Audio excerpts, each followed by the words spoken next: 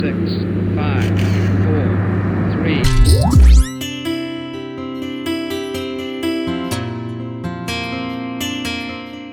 L'histoire de Burger King, c'est l'histoire d'une marque qui se relance après 15 ans de disparition du marché français et qui fait des choix stratégiques forts pour son relancement. Le premier choix stratégique, c'est de se concentrer sur une cible qui est 18-24 ans. Ça va être chaud pour s'asseoir. S'asseoir?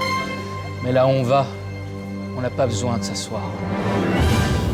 Tu rigoles. Cette stratégie média, c'était le choix de concentrer toutes nos prises de parole sur du social média.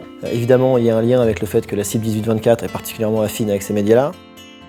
Les moyens d'une marque comme Burger King qui revient en France ne sont pas comparables à ceux de la concurrence. Il faut qu'on fasse de ces 18-24 ans, pas seulement des consommateurs, mais une communauté qui va faire de la recommandation pour nous, pour être capable de toucher une cible plus large que celle qu'on peut se payer, entre guillemets.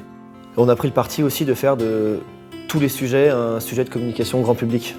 C'est-à-dire qu'une ouverture de restaurant, ça peut être un non-événement. Nous, on en a fait un événement. Le premier choix stratégique, ça a été de multiplier les opérations, donc construites autour d'insights forts et de faiblesses prétendues de la marque.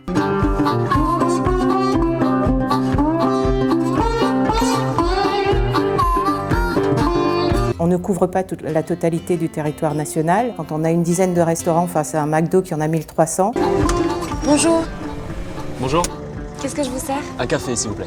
Un petit ou un grand? Grand, ouais. On a de la route, en fait. Voilà. Et merci.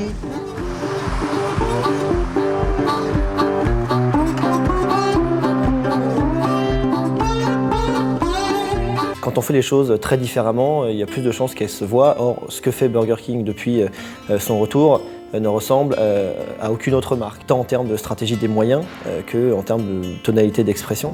Si vous déménagez à côté d'un de nos restaurants, nous vous offrons votre déménagement. Plus vous habitez loin d'un Burger King, plus vous avez de chances qu'on vous aide à déménager. On a rebondi sur des sujets d'actualité comme le 1er avril, mais toujours en mettant en avant une force de produit, la générosité de nos burgers. Après un Whopper, qui a encore de la place pour des frites? On a prétendu qu'on allait vendre les frites à l'unité et ça a super bien marché. Je peux te piquer une frite? Ah non.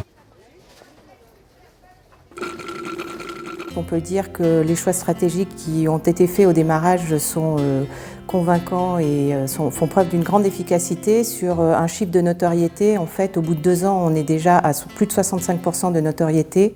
Plus de quart des visites de nos clients au Burger King en fait, sont déclenchées par la recommandation d'un proche, ce qui est largement supérieur aux critères du marché et qui ne fait que s'accroître avec le temps. Elle a cartonné en fait sur tous les critères. C'est pas seulement une campagne qui a fait de l'image, c'est une campagne qui a fait du business. C'est pas une campagne qui a fait que du business, elle a aussi fait de l'image. Donc on considère que quand ces deux variables-là sont impactées aussi fortement par notre travail, c'est à ce moment-là que ça se justifie d'inscrire une campagne au prix FI. C'était pas si long en plus. Pas du tout.